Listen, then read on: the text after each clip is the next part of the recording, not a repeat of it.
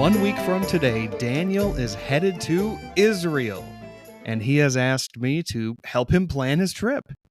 We will discuss restaurants and churches, souvenir stands and markets.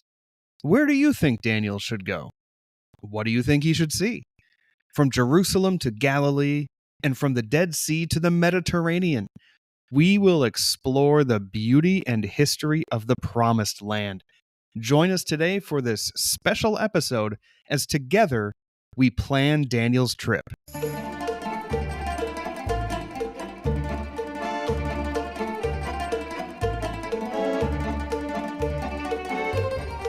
Welcome to the Shalom Y'all Ministries podcast. I'm your co-host, Adam Keim, along with my great friend, Dr. Daniel McCabe. Daniel, I'm sure you're very excited and eager for your trip. Other than that, how are you these days? Well, you're right about my excitement for the trip. I'm ready to go. And of course, these days I'm doing a lot of planning. Most of it's tentative. I don't really have any major itinerary worked out. I'm just going to be going with my son, Jake, and we're just going to explore the land. But other than that, I think that the McCabes are just kicking along as normal. How about y'all? Hey, we're doing pretty well over here. It's turning even more and more like fall. At least we're waiting for it to turn more and more like fall. It's still in the 90s each and every day here. It dips down into the 80s sometimes, but it creeps right back up. I think everyone in North Texas is just waiting for the air to crisp up, and I am waiting for sweater weather. It's my favorite time of the year. But yeah, other than just waiting for fall to arrive, we're doing really well. Well, I had to move to Alabama, northern Alabama, to learn a little bit about the seasons because, of course, you know where we lived there in Texas, where you still live in Texas. There's really just two seasons, summer and winter. And summer goes to about Christmas. Yes. And then from about Christmas to mid-February, there's winter, and then the rest is summer again. Yeah. At least that's kind of how I remember it. I was talking to some of the folks yesterday at a retirement home where I teach some, and they were talking about the weather, and I was comparing the seasons to Texas, and they were enjoying our conversation. And I told them too about how it stays pretty hot. And one of the men said, "Well, I hear it doesn't get below 90 sometimes during the summer at night." And I said, "Yeah, that's pretty true." And he was like, "You got to be kidding me." But no, that's life in Texas. And quite frankly, I know this may sound strange to any of us, those listening who are not into hot weather, but I miss it. I really do like those hot nights for whatever reason. Maybe I'm just a glutton for punishment. Well, you know, in Minnesota, our joke was always there are only two seasons there as well: winter and road construction. But I actually do miss the changing of the seasons. All four seasons just shine through beautifully in Minnesota, and yes, in North Texas. To me, it feels like there's one season, the summer. Yeah. And there's times where it's hot in the summer and times where it's a bit cooler in the summer, but it's all just one garbled season. But you know what? We love it down here anyway, so wouldn't trade it. Well, our mission at Shalom Y'all is to teach and encourage those who love the Bible, the land of the Bible, and the people of the land. Of course, Daniel is planning a trip to Israel in a couple of weeks from the time of this recording, and that will be the topic of discussion today. Our hope and prayer still is that you, our listeners, could join us in the Promised Land one day. Please reach out for more information on how that could be possible for you or your group. Now, before we get into it, though, Daniel, did you know that today's episode 52, means that the podcast has been on the air for 2 full years? Yes, I did know that, and I was hoping to spring it on you, but you beat me to it. But yeah, 2 years, it's exciting. Yeah, I really can't believe it. I remember talking about, hey, we should do a podcast. That'd be fun to do for Shalom Y'all. And then we're planning it and finding the softwares to use and thinking through it. And then we started recording, and that was 2 years ago. I really can't believe that. Remember the first episode, Adam, where the very first episode, I think we went through it like 17 times before we were like, I guess that will do. And now we're like, one up. Okay, we're good. One, let's go. Yes. I know. Yeah. And the length of the episodes has lengthened. At first, our idea was, hey, 20 to 25 minute episodes. And we were at like, I don't know, 22 minutes or something. And the first few episodes were like that, and now it's just, well, we'll just talk about whatever we have, and we'll see what happens. Yeah, it kind of reminds me of when I was first learning to preach, and the professor said you have to preach for 15 minutes, and I thought, Yeah. 15 minutes? What am I going to say for 15 minutes? And now it's like I think to myself, 15 minutes, that's not enough time to say anything. Yeah, not even enough time to read the passage. Right. Yeah, I know. It's amazing. 2 years has really flown by. For you math people, that's 1/22 of my lifespan. So, that's pretty Oh, amazing. wow. So, Okay. yeah, for That's whatever not that's worth. 1/22 of my I lifespan. suppose not. No, it's a little Yeah. bit less. Well, how do you say it?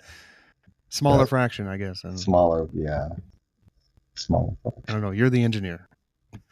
Yeah, was. Well, happy second anniversary of the podcast, Thank Daniel. you, It's thank you.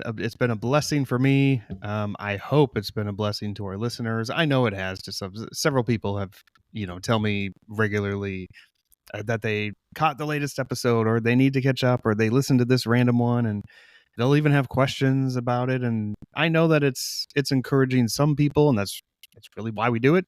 Even if there's only one person ever that listens, it's okay.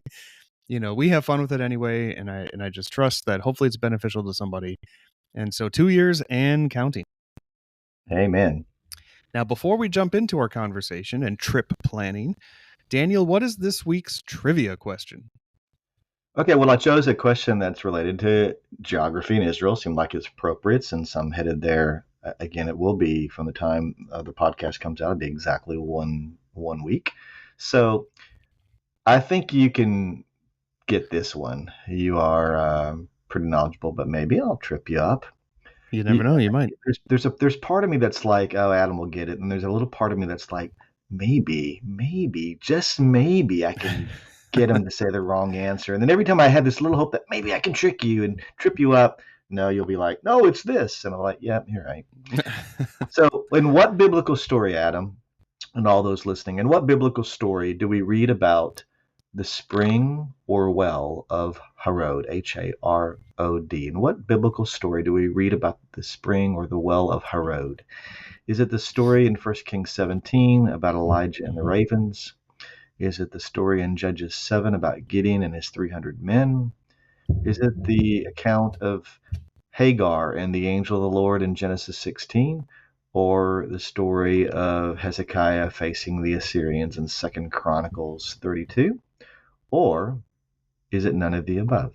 And those are your 5 choices. Elijah and the ravens, Gideon and his 300 men, Hagar and the angel of the Lord, Hezekiah and the Assyrians, or none of the above. And what biblical story do we read about the spring of Harod? Well, we'll have the answer for you later in the podcast.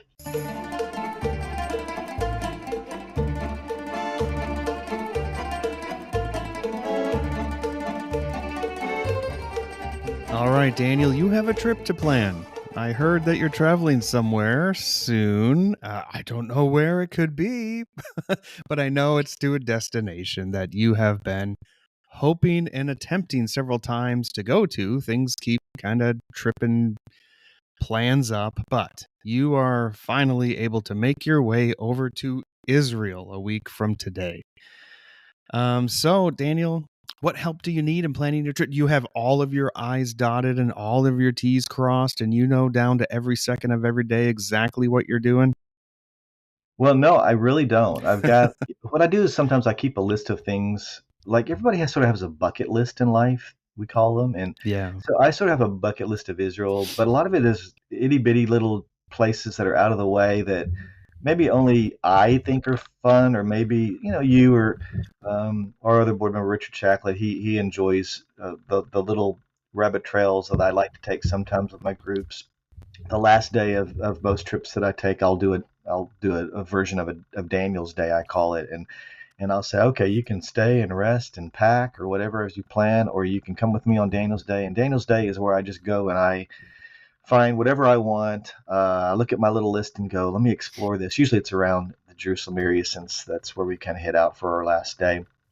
And I've never had anybody stay back and pack. They all want to come with me on all my trips. Well, maybe maybe one family did one time, but it's just fun. And so this trip is going to be like not a Daniel's day, but sort of a Daniel's trip. I'm just going to be able to go do what I want. We've had obviously a lot of security concerns, safety concerns with the military activity going on the southwest border of Israel, and then now on the northern border with Hezbollah and then Hamas again, as I said earlier, on the southwest border there at Gaza. And then even some have heard about drones and rockets that have come in, I think, from Iran area, that from the east. So there's been tensions, but people are living their normal lives for the most part. The people in the north have been displaced that lived along the border there with Lebanon because of the Hezbollah activity. But and I think that's one of the reasons why Israel's trying to launch some ground operations into Lebanon to try to create that buffer zone so that people can return to their homes. But needless to say, there have been a lot of folks who, I get it, they're uneasy maybe about going, and so we've had to postpone several trips. And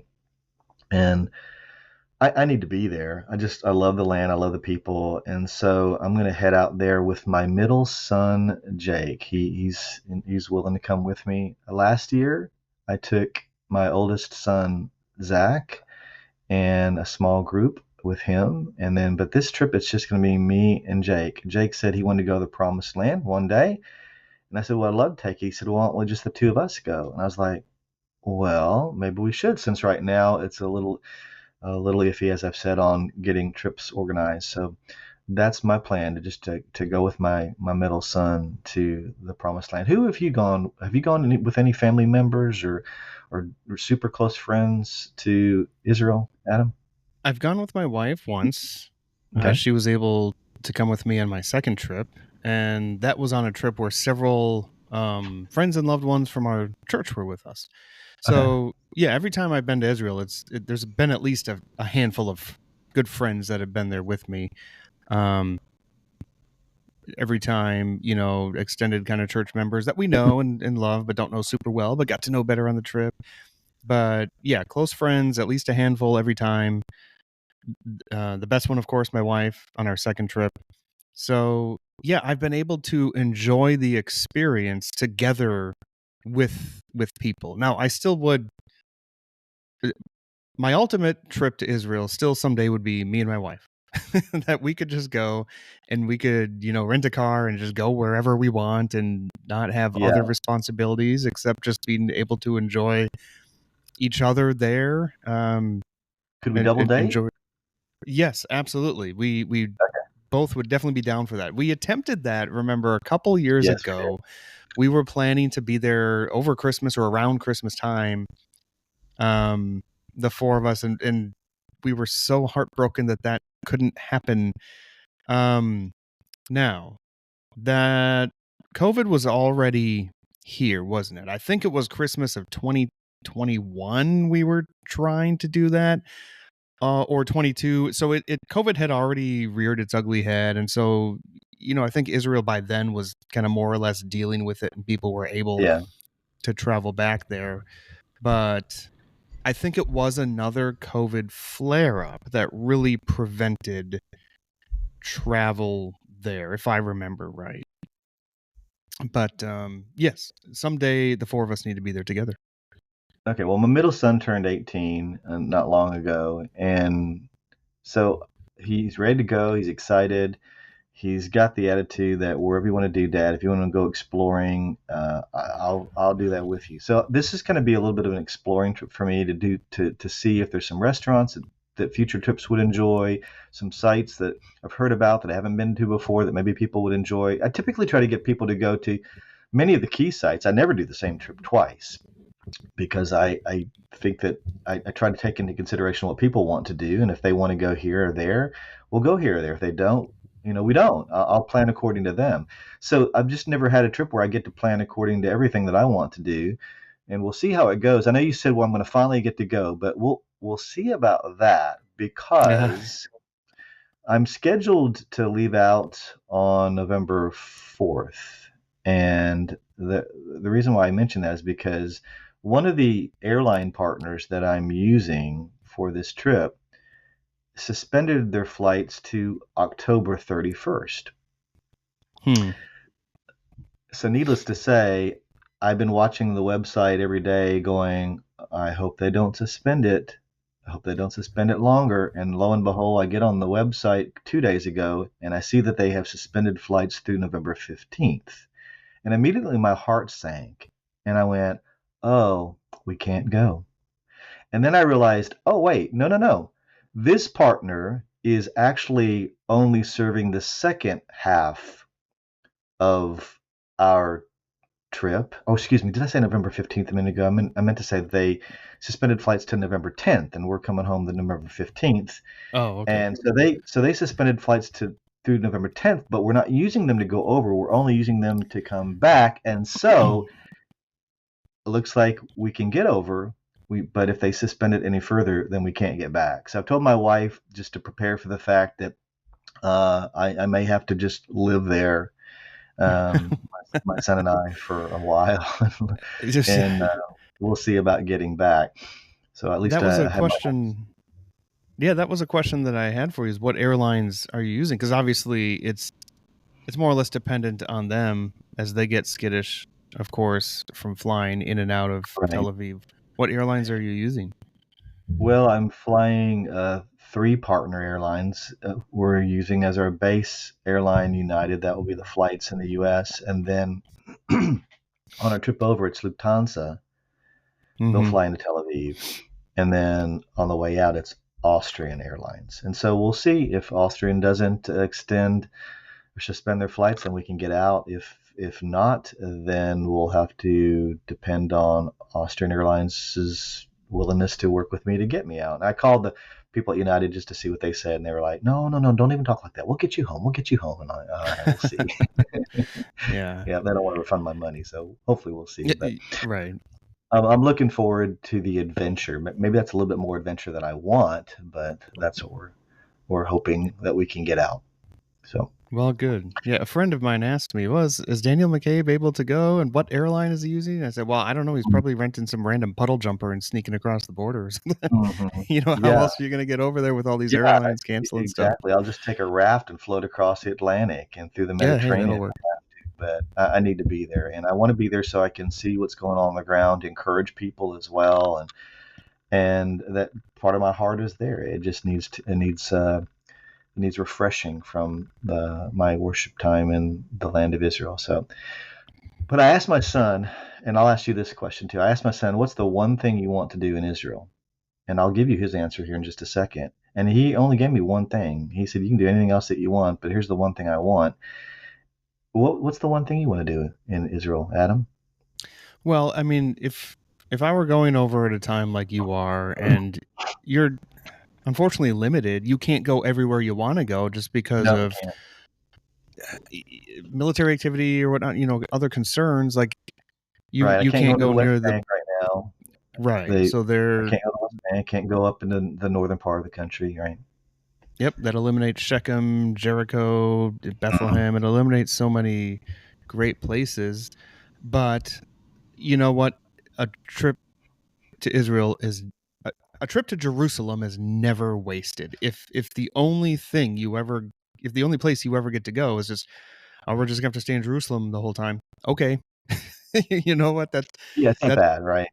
That's never a bad thing to go to Jerusalem. No. Now, you and I and other people that have been before, what you're missing out on. So if I'd shudder to think going over there and not being able to see the Sea of Galilee. And so that would be a place for me that I know that I would be missing out on. Oh, my heart longs to see the sea again and to be in Capernaum again and just to be in that area. So it would be a little disappointing if you don't get to go there. I'm not on the ground there. The people that live there know much better than me, but I wouldn't think that the Sea of Galilee would be too hard of a place to go to or even dangerous. I know that skirts awfully close to the Golan Heights and where other things can flare up there. But unless you have information from people on the ground there that would advise you against going there. But I guess to me, the exclamation point is always Jerusalem. And so knowing, Jake, what would Jake say where he would have to go? I'm just gonna, all right, Jerusalem, Temple Mount. No, you were closer before in your monologue there. He said, Dad, if there's one thing I want to do, I want to go fishing on the Sea of Galilee. Oh, yes, yes. And then I had to inform him that I don't know for sure. We'll have to get some information when we get there. My longtime friend, Danny Gershon, who is a fabulous tour guide there in Israel, he has said, Daniel, I don't think I would do that. I don't think I would go north like that. So we'll find out when we get there. And I want to hear his wise words, of course, but anytime things can change, we'll see. But so I've had to inform my son he may not be able to fish on the Sea of Galilee. And he's like, okay, well, but do you know what that means, don't you? It just means he has to come back with me another time. Excellent. It's like leaving something at a friend's house. Oh, I guess I have to go back and get it and see him again. Yeah. There you go. Yeah. Have you ever done in Israel? And I mentioned Danny, my friend Danny, and he's been so kind to invite us to spend a day with him when we get there. And he lives down near Bethlehem. He's not far from the West Bank. I think his town is essentially right on the border between the West Bank and Israel proper. And so he knows the southern part of Israel really well. And he said, why don't you come with me for a day, just as friends, not as a tour guide, and we'll go explore some of the things in the hill country there in the south. And what I really like about Danny is about 2 years ago, I mentioned to him that I would love to see Gath one day. I don't remember talking to him about that since. And when I contacted him about a week ago, he said, "Yeah, let's go see Gath." He remembered. I'm like, "That's great." So we can hopefully see the archaeological area where the city of Gath was, and maybe he has a couple other things up his sleeve. But he did invite my son and I to attend a Shabbat dinner with him. You know what a Shabbat dinner is, and you can tell our listeners. But have you ever joined a Shabbat dinner in Israel with anybody? I never have. No, I haven't. Okay. Yeah, neither I've have had I. dinner on Shabbat. Say again? I've had dinner on Shabbat many times, but never to an actual Shabbat dinner. No. For sure. So I'm looking forward to that. That'll be fun. So the other thing that I think it's interesting to do when we were there, kind of changing topics a little bit from our favorite thing to how I'm going to go see my favorite things. I don't think I'm going to get a car. I think what I told my son and I are going to do is I told my son Jake that we're going to just try to use public transportation. So that's going to be fun. I've never really ridden the buses, or I've done a little bit of the taxis and such, but I've never ridden a public bus. So I think we're going to try to learn how to use the public transportation, and I think that may come in handy. Now I have used there's a train from the Tel Aviv airport into Jerusalem now, and there's also a tram in Jerusalem itself that kind of heads up out of the old city all the way up to Mount Herzl, and it goes the other way as well to the northeast side of the old city. And I've ridden parts of that. I want to ride a little bit more of that. So I want to just sort of enjoy the public transportation, and we'll have to figure that out as we go. And like I said, Jake's kind of willing to do whatever. So have you ever ridden the buses or any of the other public transportation? I've ridden the light rail, the tram from the old city out over to the Holocaust Museum, to Yad Vashem. Yes, Yad Vashem. That's really the only public transportation I've ever taken. Okay. The rest of the time I've been there has been in, car or bus or something. Never taxis or never city bus. Yeah, and speaking of things to do, my family, I sat down with them and I said to my wife and my older son, where should Jake go? We had the same little podcast with my family the other night, and they said, he's got to go to Yad Vashem. So what did you think about Yad Vashem? And tell our listeners a little bit more about it. I loved Yad Vashem. No, unfortunately, I didn't have as much time as I would have liked to spend. It was Hmm. already getting closer to the end of the day, their closing time. Now we were still able to snake through, kind of how it's laid out. You kind of zigzag or Yes. snake your way through. And I mean, we talked about this on an earlier episode, um, but something that kind of hit me about Yad Vashem is I was expecting. Now, I haven't even been to many Holocaust museums, and there are many around the world. I was expecting a lot more of, I don't, I don't know, horrifying pictures of emaciated prisoners and things like that, and kind of the hard experience at the concentration camp.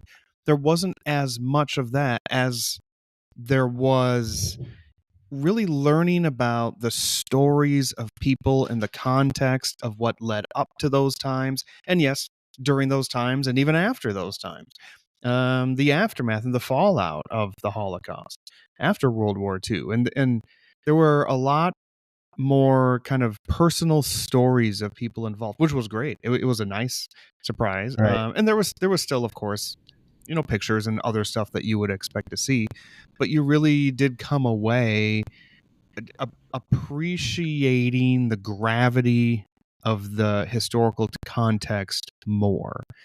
And just the beautiful view of the city of Jerusalem as you exit the museum and you look out over old Jerusalem.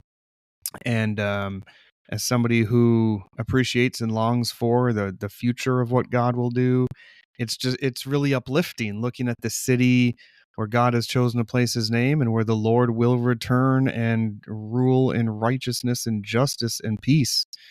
And that was encouraging. But yeah, a trip to Yad Vashem it's a must at some point. If you're in Jerusalem, take the time, carve out an afternoon, a full day if you can, and go and visit.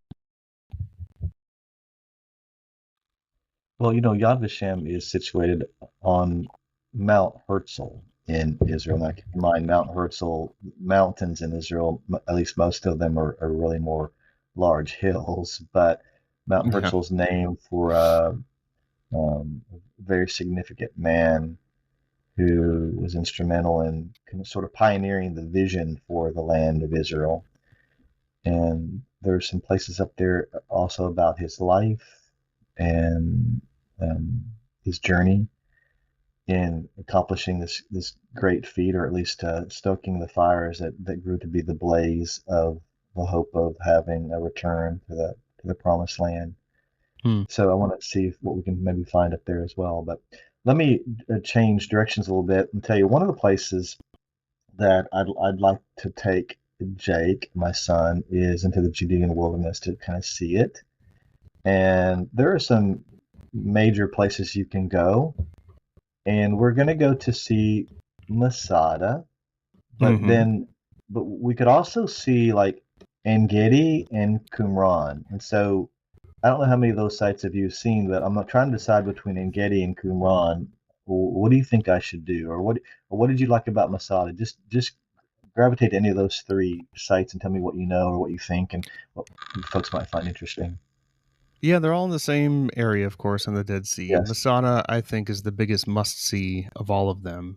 And not because it'll remind you of a biblical story, because it won't, because it's not mentioned in the Bible, and to our knowledge, nothing happens there. Now, maybe, when David was on the run from Saul, what a great place to hide out, before the fortresses were built and stuff. But we, so you don't go there for the biblical history, but it's amazing to see a place like that. You would never think a place like that exists until you see it. A mountaintop fortress built in the Hasmonean era and, taken over by the Romans, and then the rebels during, the revolt in 70 AD, 67 to 70 AD. And and it was Herod's palace for a while. You're up in a palace and a fortress at the top of a mountain in the middle of Hmm. nowhere, it seems like. Yes, And absolutely. With you stellar view. with stellar views of the Dead Sea and the surrounding region, and you're walking up or down the Roman siege ramp that they had to construct brilliantly to take over the place. And so you see nature, you feel history, you just see an engineering marvel. and you're just kind of awestruck and wow, what happened here, and you can learn the history of what happened there. And they even made a movie. I think Peter O'Toole starred as the General Yes. Silva, if I'm not mistaken. And the big, huge props from the movie are left over. They have some in place there that you can see it. But even much cooler than that, you look around from up atop there and you're looking down on the remains of all the Roman military encampments that they built to surround Masada when they took it over. They built a wall around the base of the whole place and military camps around that wall, so nobody was ever escaping before they were able to take it over. So for those reasons, I think you just have to see Masada. Now that would be my top of those three. If you're thinking, I guess after that for me it would be En-Gedi. We know it's a place that David hid out from Saul when he was on the run, so that is a biblical place. You can take a wonderful long hike up the Wadi to some beautiful springs up in the mountain crevice, and David hid out there. He was there certainly, and it's just beautiful nature to behold there, and you get some good exercise in there as well.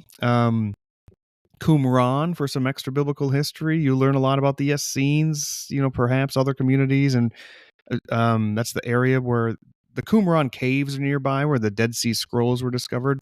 But the actual Qumran town or city that it was, you can learn a lot about that history there. It's just fascinating. So, yeah, if you're in the Dead Sea area, don't go to a resort and spend a ton of money and just float on the salty water and get that experience. Okay, that's cool too. No, you got to go to the true historical and biblical places: En-Gedi, Qumran, Masada. But if I were to have to rank them again, Masada, En-Gedi, Qumran is how it's like choosing between your kids. How do you do that? Yeah, good point. But yeah, definitely must sees. If you can get there, that's great. I know not technically in the West Bank, so you be safe there. And it's super close to Jordan, which during these times there isn't. And now at any time drama could flare up, but there's really no threat right now from Jordan, from the country of Jordan. They've played it Right. cool, throughout this whole time. They're not jumping in. And in fact, they helped out supposedly.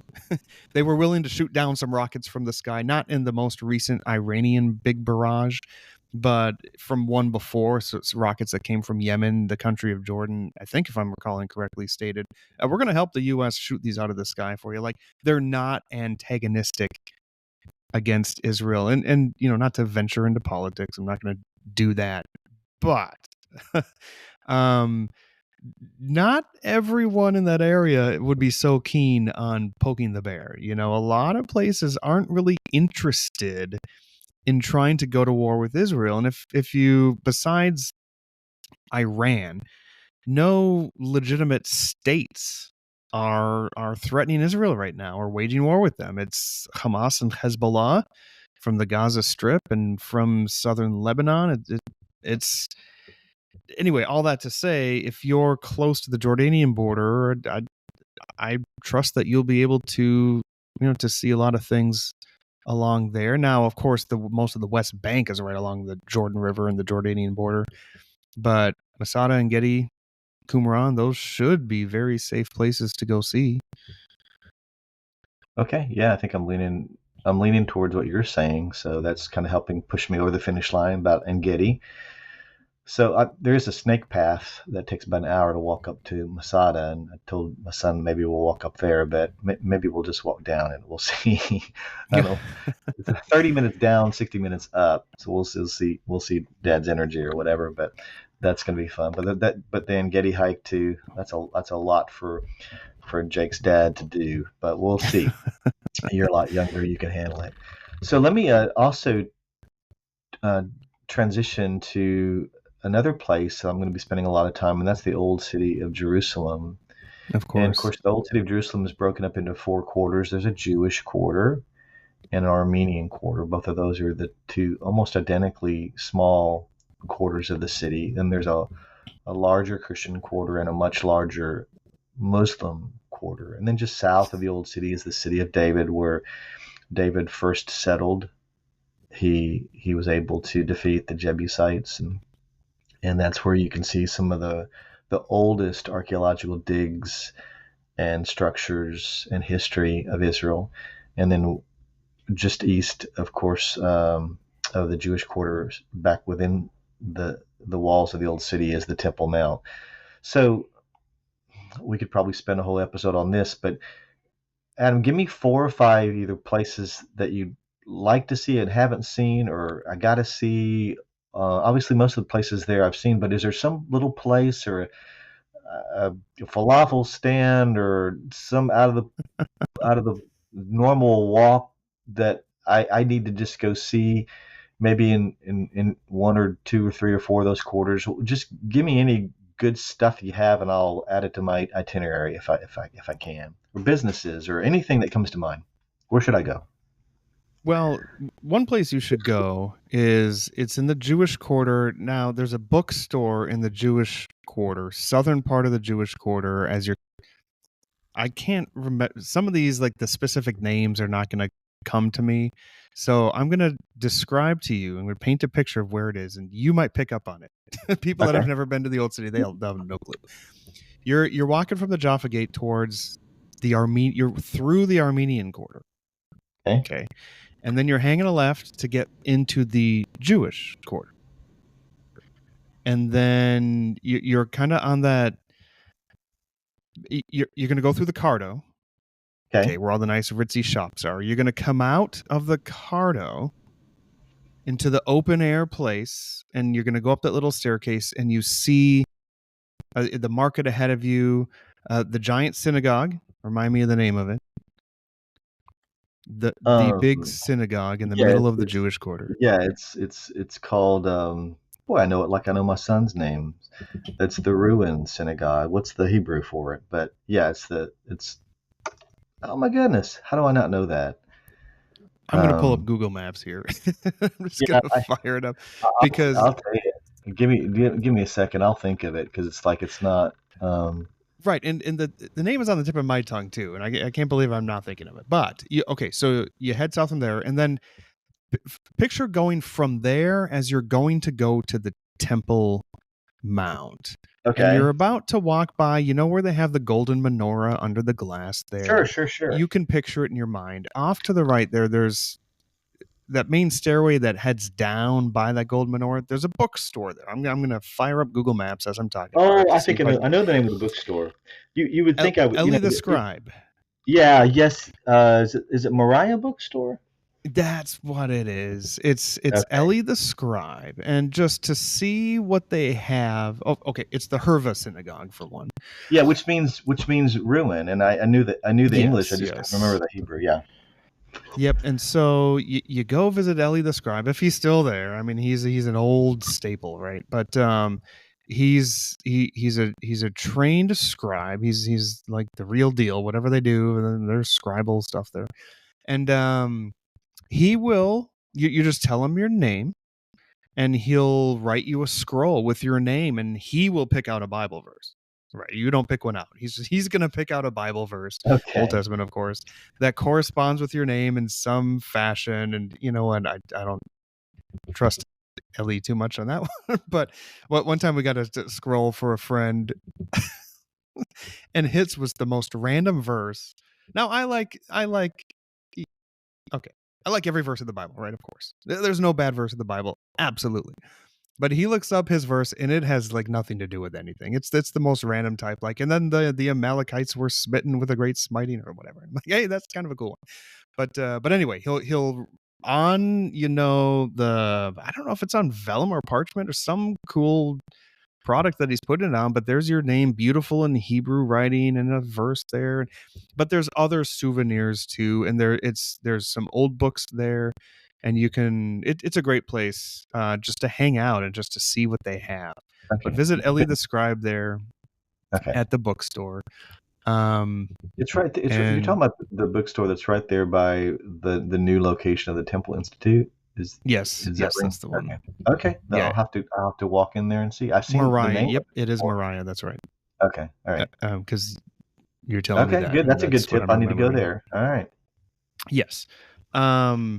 Now for restaurants, I can give you a recommendation. That's also Okay, by let's the hear it. it's also by the Herva Synagogue. It's right Okay. kind of in that main square. Yes. Um, Herba and Square. yep. So the Herva Square, the Herva Square, and it has open air seating, Yes. but also inside. And was it the no, it's the Holy Cafe. Okay, I'm just finding it I have Google Maps in front of me, and I knew the Okay. word holy was in there. So it's just Holy Cafe. Holy Cafe. All right. Never been Um, there. Okay. yeah, and I'm not even going there for like your traditional Middle Eastern fare and your falafel and all that sort of stuff. I'm going to see if I can pull up their menu actually. But it was more kind of modern upscale food. I had a wonderful like baked cauliflower dish, and I it just kind of other kind of cool modern cuisine, and but it was wonderful, and just sitting outside. And you can get, of course, the falafel and hummus and stuff like that, but check out the Holy Cafe in the big Hervis Square. Okay. Part of it is I just like the vibe, I guess, to use that word. Just people milling about, and you're looking at the Hervis Synagogue, and you're Okay. out there in the square, smack dab in the middle of the Jewish quarter, having a nice meal. Visit the Holy Cafe. Definitely got to do that. Okay. I can do that. That'd be fun. That's two places now, two or three places that I can do that you've mentioned. All right. Yes. Well, what Now, else?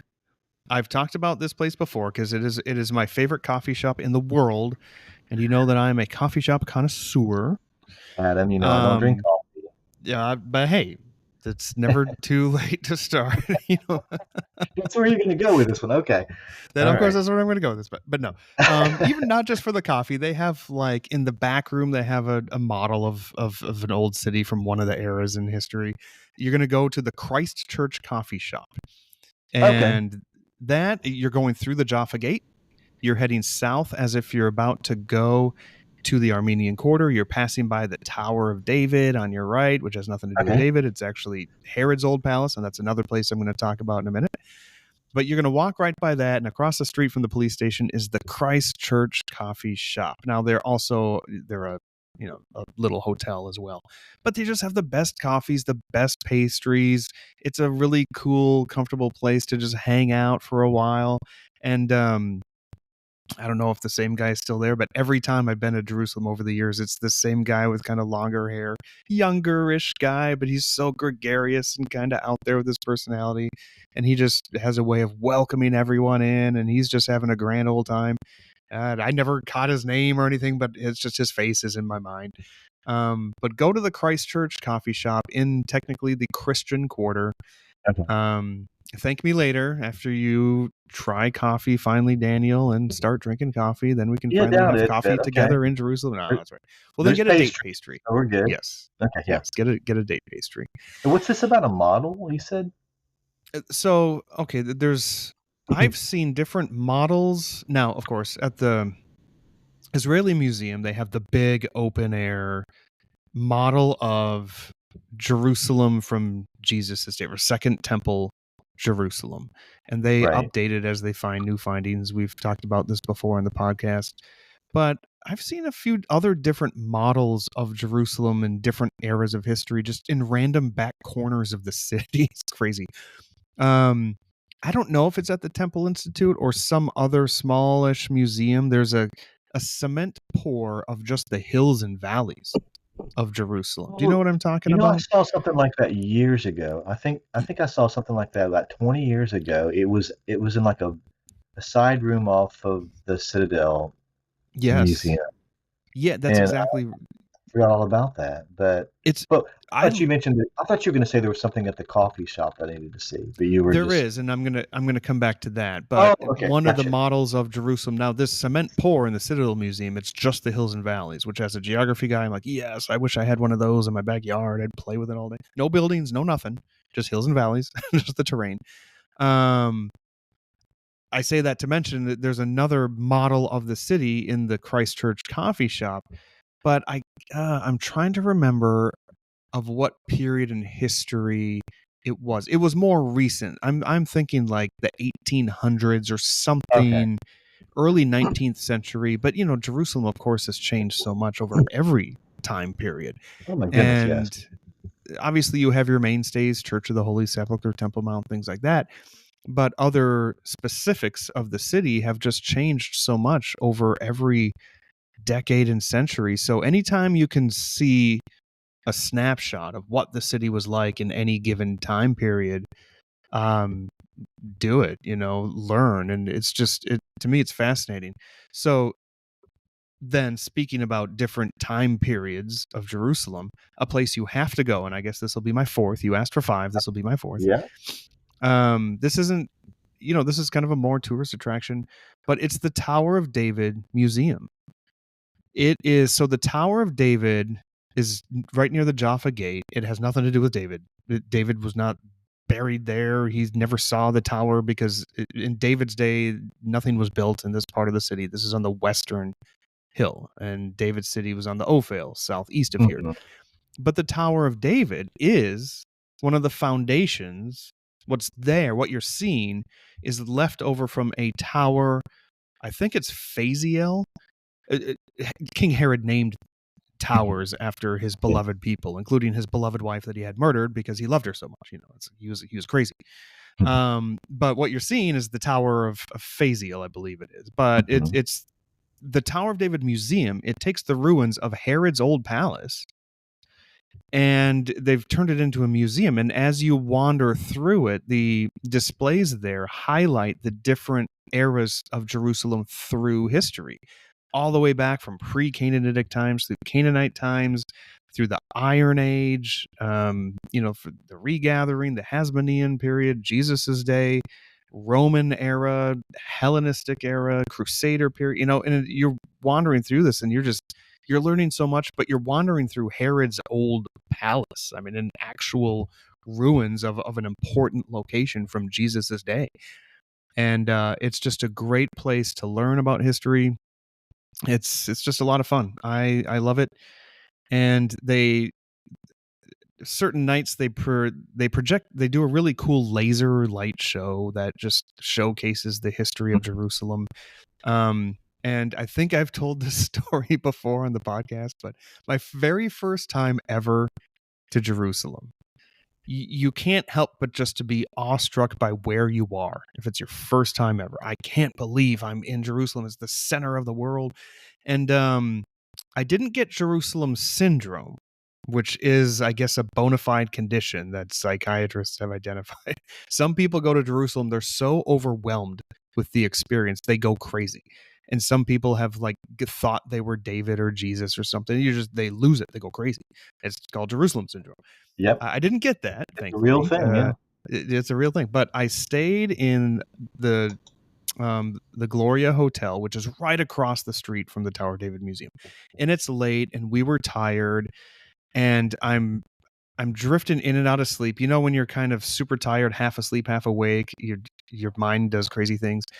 And as they do this laser light show, they have this kind of enchanting, haunting music. And so I'm half asleep. I don't know if I'm dreaming or I'm awake. All of a sudden I see a glow and these angelic chants. And I'm thinking, oh my word, I'm here in Jerusalem when the Lord is returning, the rapture's happening. And I a big part of my mind knows that's not what's happening, but part of it is like, oh my word, I'm here in Jerusalem of all times, but it's the laser light show that's going on.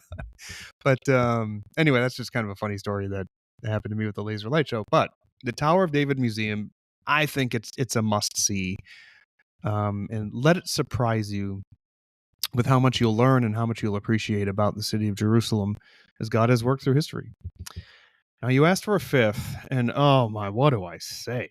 The McDonald's. No, I'm just kidding. Not the McDonald's. Well, you need to go to McDonald's at least once. I don't think the McDonald's is very good, but you have to at least say you've been. They got the regular McDonald's and the kosher McDonald's, and you just got to do it, I think. But of course, the only McDonald's I've ever eaten was in Beersheba. Okay. But I'm going to do a bonus. What? I've eaten at several of them throughout the country, and I don't think any of them are particularly tasty. But right. Oh, there was a second one I've eaten towards Dan on our way up to Caesarea Philippi. But so my fifth one And then I'm going to give you a bonus. The fifth one is do the ramparts walk on the old city wall, which is actually Suleiman the Magnificent's rebuild from the 16th century. I know you can But go still, two directions, north or south. Which way should I go? you can start at the Jaffa Gate. I would go north. Okay, I've never gone north. Um, yeah, you go south, and you can't go wrong. But you go south, and you'll walk along Herod's Palace, which is super cool, of course. You'll swing to the east, and you'll have to come down at that Zion Gate, or shortly past Zion Gate. Now that's super cool, and from the ramparts, you're seeing the southern part of the Western Hill. You're seeing St. Peter and Galakantu. You're seeing, the upper room airspace, and you're seeing some pretty cool stuff. But if you go north, I just always liked going that way. You're heading up. You're going around the New Gate. You go over where Solomon's Quarry was. You can go. You have to come down at Damascus. No, you can go over Damascus Gate. So that I think is just super cool going over Damascus Gate. Then you have to come down by Herod's Gate. They won't let you venture further by the Muslim quarter. So those are my top 5. Super quick bonus. Go to the modern mall. You go out west through the Jaffa Gate, and you just go onto a plaza that extends west from the old city, and it's an open air mall. It's modern shops. But they have a Aroma coffee shop, and besides the Christchurch coffee shop, I like Aroma. It's a chain. It's basically like the Israeli Starbucks, but it's charming to me, and I like it. And I just kind of like walking up and down that modern shopping area With your coffee in your hand. with coffee in hand. Absolutely, you got it For sure. Well, here's some other things. I know our time's getting away, but there are a few other things that I want to do that I'll mention to you. I think we can at least get as far north as Nazareth, and That's great. yeah, I've been to the Church of the Annunciation, the traditional spot where the angel announced to Mary that she would have a baby, and I've been Yep. there.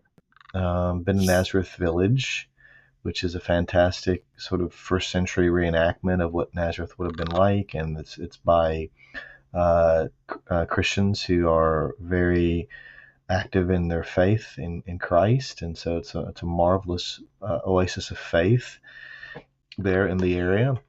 And there's a sweet shop and a restaurant that has been recommended to me by my dear friend Shelly Neese. That maybe one of these days, maybe we can get up there and I can try out. It's called Mahum's Sweets. I don't know how to pronounce it exactly, but in a little restaurant across the street there. So I'd like to do that. I'd love to take the train over to Tel Aviv maybe one day and maybe go see Independence Hall, the Ben Gurion House, maybe slip up to Joppa, which I know you've been before, but I haven't. I love I'd love Joppa. to. It's one of my top spots to go. Again, partly because the vibe. You walk around the town of Right, Joppa, the city of Joppa, and you're right along the seashore. You're there where Jonah went to, and right. talk about one of the most important locations in world history, and in many different times for many different reasons. It's Joppa, but modern cafes and restaurants and shops and stuff like that. It's just a fun place to be. Yeah, you can just enjoy the wind whipping through your hair off the Mediterranean, and Yes, maybe I'll even get up to Caesarea Maritimus to see that major first century city. And I'd like to see a couple of random little places on the top of the Mount Olives that I haven't seen before. Um, I wanted to take Jake over to the Mahane Yehuda market in Jerusalem, and it's an outdoor market, or large parts of it are outdoor, and maybe find some good restaurants over there. That's where the locals go.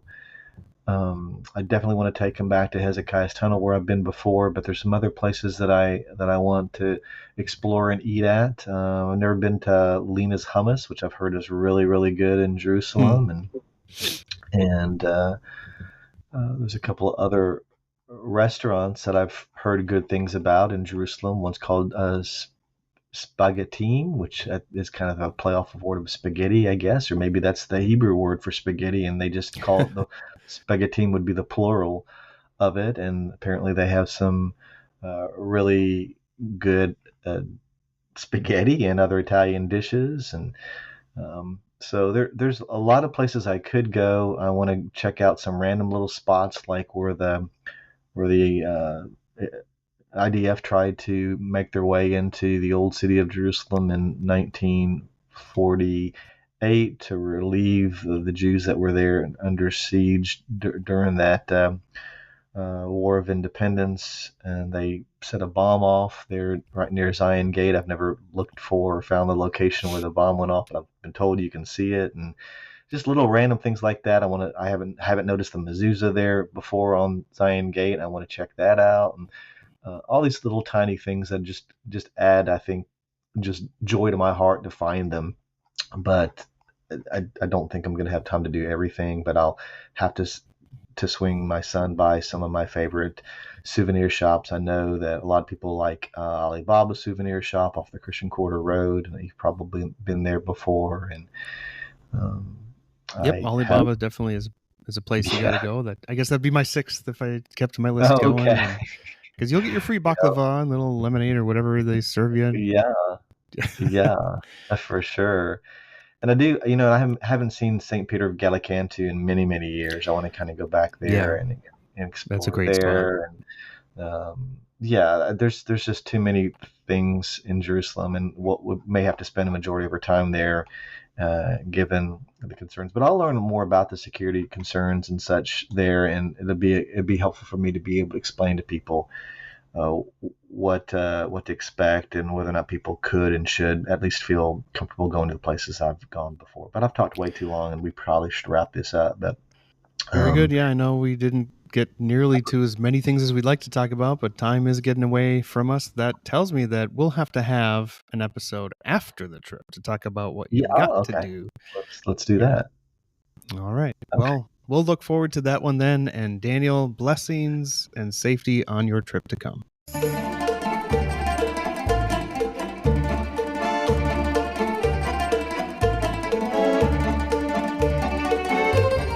Thank you. And I think I need to close out our trivia question from earlier. I think I asked the question, what biblical story do we read about the spring of Harod? Is it Elijah and the ravens, Gideon and his 300 men, Hagar and the angel of the Lord, Hezekiah and the Assyrians, or none of the above? Which one, Adam? Well, hearing these options, I've noticed that all of these options have something to do with a body of water or water access. And Okay. so we'll take them in order. You said the first one was what? First Kings with Elijah. That's the First Kings first 17. option. Mm-hmm. Well, he hid out at the brook Cherith. It was not it was not Ein Harod, but it was the brook Cherith on the east side of the Jordan. The second option, Gideon and his 300 men, took place at another water source, which happens to be Ein Harod. As I'm just taking these in Ah, order. I was gonna kind of save it for last, but that would already reveal that. Yes. what does mean in Hebrew? What was that? What does Ein mean in Hebrew? Spring. Yes, well, there you go. Yep. Ein means spring. Ein of Harod. And Mm-hmm. the third Judges 7. yep, exactly. The third option, Hagar, that took place at a well that God provided a source of water for her, and then that well became known as Be'er Lahai Roy, the well of the living one who sees. Hagar was provided for there by God. And the last one, I'm just gonna say the water source there is is the spring in Jerusalem. Yes, Words the are not Gihon coming to spring. me. I know it. Yes. Yes. Oh, The mhm. Gihon spring. Because let's just say the Assyrians would have wanted to take Jerusalem and the Gihon spring as invading armies were wanted to do, but God stopped them in their tracks by miraculously, taking care of 185,000 Assyrians, forcing Sennacherib to turn tail and run the way that he came.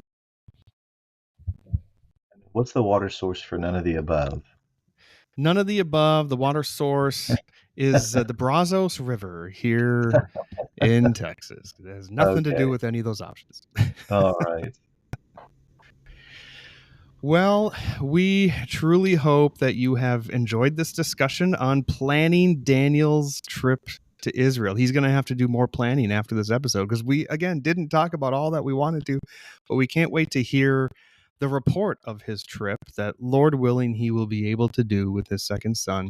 And Daniel, we are praying for you and Jake that you guys can have a blessed time there, that it would be very moving spiritually for both of you, that it would be very educational for both of you, and that you just would have a wonderful, amazing time appreciating the Lord's city as father and son.